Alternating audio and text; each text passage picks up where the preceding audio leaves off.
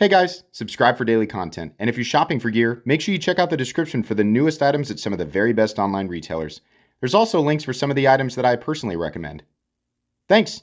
What's going on YouTube? Metal Complex here, and today I've got another interesting knife review / knife overview to share with you guys. This is the new QSP Emu. Today's review is my new review process, so if you haven't seen the new graded category system, then stick around and let me know what you think of it. Should be a little faster and easier to digest. Thanks so much to QSP for sending this knife in. It is available. I will link it right down below in the description. Thanks so much to my patrons for supporting me. Let's go ahead and take a look at the specs of this knife pulled right from the QSP website. It is important to point out that these also come in a coarse G10 option, but we do have 14C28N, not quite what I call a full-size knife, but full-size enough, 7.75 inches, right? Your blade is about 3 1/4. Not an incredibly thick blade stock. And then their HRC on the 14C28N blade is 59 to 61, which I think is fine. And then kind of middle of the road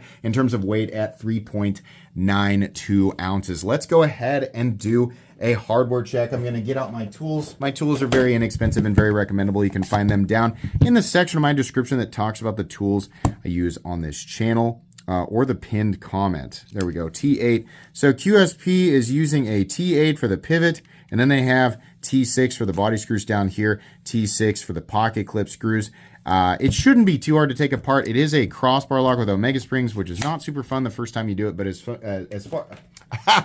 long as you have the right tools for the job, you should be good to go. Let's do some quick size comparisons up against some knives that are similar in size. Up against the Benchmade Bug Out, it is definitely a little bit bigger than the Benchmade Bug Out. How about up against something like the Spyderco Para 3? Similar, but again, a little bit bigger. And then finally, let's put it up against the Demco AD 20.5. As far as thickness goes, it is, I think, just a little bit thicker than something like the Spyderco Para 3. And obviously, in terms of height, it's not quite as tall, but lengthwise, it's about the same. So here are the 6 objective categories we're going to be looking at for this knife. I'm going to be letter grading them, so like A, B, C, D, F, and anything in between. I will reserve a very special rank or grading as S for spectacular. It would be very rare for me to give that out in any category, but it is there for things that are truly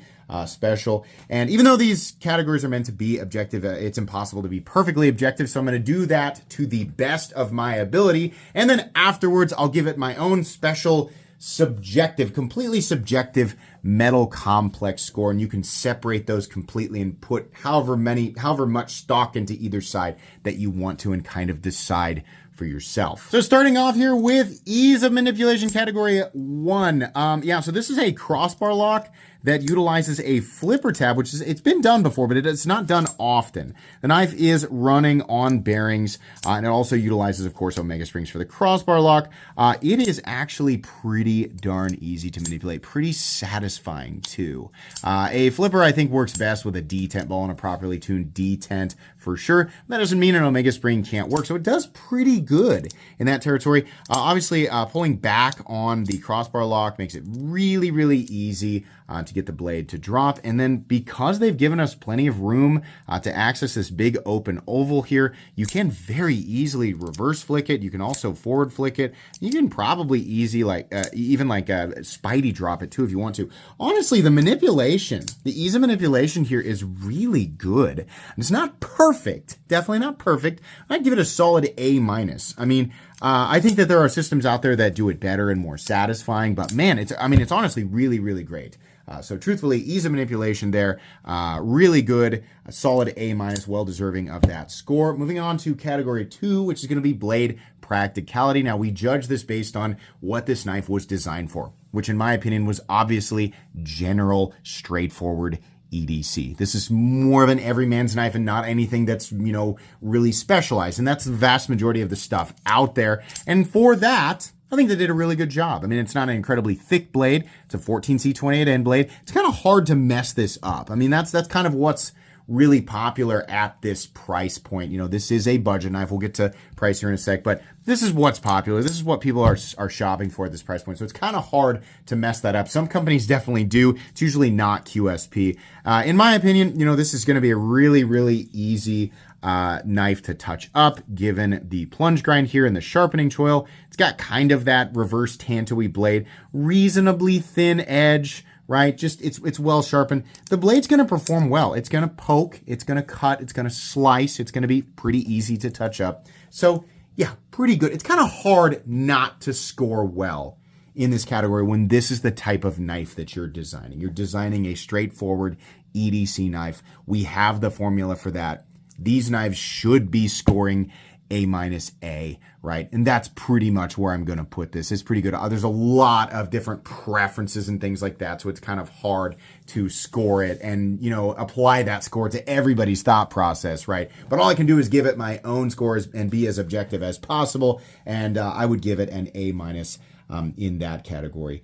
Worst case scenario. And then for category 3, which is comfort, it's pretty good. There's some areas in here that are kind of abrupt angles, right? The micarta is flat. Pocket clip, you can feel it a little bit. Choke up spot's pretty good, and we do have pretty good jimping. I mean, overall, I would call it reasonably comfortable. Nothing that I would label as spectacular or S-class or anything like that.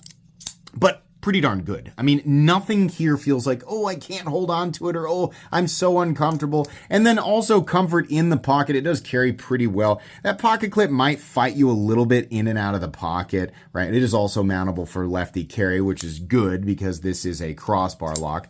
But comfort is pretty good. I mean, comfort is, just by looking at it, you can kind of tell, like, yeah, I know there's a ton of knives that have these same lines, so you can kind of tell exactly how it's going to be. Choke up spot is very, very roomy, which it should be, given that it has a flipper tab here. Nothing here hurts my hand. It just could be slightly more comfortable. I'd reserve a higher score for a knife that did it better, but I would say that this is a solid B in terms of comfort, maybe a B+ at best. And then number 4, reliability. This is a crossbar lock with Omega springs. And the first time that I reviewed with this new review process, I'm going to try and be consistent. It's going to be a little bit tricky to remember everything, but I'm going to try and be consistent here. As far as crossbar locks with Omega springs go, I think coil spring systems are far more reliable. So this is fairly comparable. The way that it operates, not exactly the same, but it's fairly comparable to like Microtech's ram lock system. It's not a bar, but it's a slab of steel that gets pushed into place as that, you know, rounded part of the blade sort of creates tension with that coil spring, pushes it back up. That coil spring is going to be way more reliable. As far as how strong the locking system is, yeah, it's fine. I mean, it's going to, as long as the Omega spring doesn't fail, it's going to be fine. That's the problem, though. If this is your only EDC knife, this is your dedicated EDC knife, or it's in a small group of knives that you rotate for EDC, eventually, I feel like an Omega spring is much more likely to wear out than other parts that we see on other common locking systems, save for just the unreliability of plunge locks. But yeah, it's good, right? It's just not great. I think there's definitely more reliable systems out there. So I think probably moving forward, your crossbar lock utilizing an Omega spring is just fine. And there's no reason to fear it, but I don't know that there's any reason for me to score it any higher than a B+. And then the only reason I would score it lower is if it is a particularly bad crossbar lock, which we definitely do have some companies not doing some very good ones. But yeah, these you know, high quality, high tension Omega spring crossbar locks from companies like QSP, probably right around that B+ range for your reliability. Now, when we're talking overall quality, we are judging the overall quality for, you know, who's making it, what they're making it out of, right? What I expect at this price point. So this is where this, you know, grading system is going to differ a little bit, is it depends on what it is that we're looking at. We're looking at a budget Chinese production knife from a company who is known for making nice budget Chinese knives. And the fit and finish is typical exactly of QSP. Everything is fitted together the way that I would expect. There is no blade play up, down, left, to right. Slight amount of lock stick, which is typical of crossbar locks. No pivot lash or anything like that. Nice and smooth and consistent in here. Snaps into the closed position. And then we have, Is it maybe slightly favoring the left? No, that might be my imagination. It looks pretty darn center. If it is off, it's slightly to the left. No big deal there. Honestly, the overall fit and finish is exactly what I would expect at this price point. And in today's day and age, you pretty much should be scoring very high in this territory. I don't know that I would really, start to score down at this price point unless somebody's really not up to standard. I mean, like, for example, at this price point, Spyderco's Chinese stuff would definitely score lower. This is good. It's not spectacular. It's not absolute. It's not an S tier overall, quality score or anything like that. But it's good. It's right where I would expect it to be. It's like in that B plus A minus kind of territory. That's exactly where I would place it. So that's what I'm going to give it for the overall quality score. And then value versus competition. Again, this is a Chinese production budget knife. So we're looking at companies for competition. We're looking at companies like Kubi, Sencut and Civivi. We're looking at Vosteed, companies like that. So how does it stack up? Well, it's not necessarily doing anything special. At $67 on the entry price, we're at the upper tier of what I would call budget, $75 or less. As you approach that $70 price point, you better be bringing something special to the table. And the combination of micarta, a steel liner, a steel pocket clip, and a 14C28N blade is fine, but we have a lot at this price point that's the same. Arguably the best priced knife at $67 to $69 would be the Vosteed Porcupine or Vosteed Raccoon, which do have special locking systems, similar build quality, everything's about the same, but they offer something special in that category, which is a button operated compression lock. At the time of this review, that's pretty rare. Not a lot of companies are doing that. So I think that's pretty spectacular. It's not a bad value. It's just not anything like wow, right? It's okay. I would give it a C plus, maybe a B minus at best, right? But you should definitely be shopping around. If you're looking at this and you're thinking, is the value there, right? It's got a lot of good going on, but there's also a lot of knives in this at this exact price point or this exact category of knives that would be very competitive in terms of pricing. So I can't score it super high there, but I can't say it's bad. I'd probably say C plus. As far as my own personal ranking, this is the subjective part of it, not part of the objective category. So you can totally ignore this if you want to. Me personally, as a knife collector, enthusiast, user, and somebody who does love a good budget knife, this doesn't really do anything for me. It's fine. If you pick it up, you're probably going to enjoy it. If all these other categories are okay with you.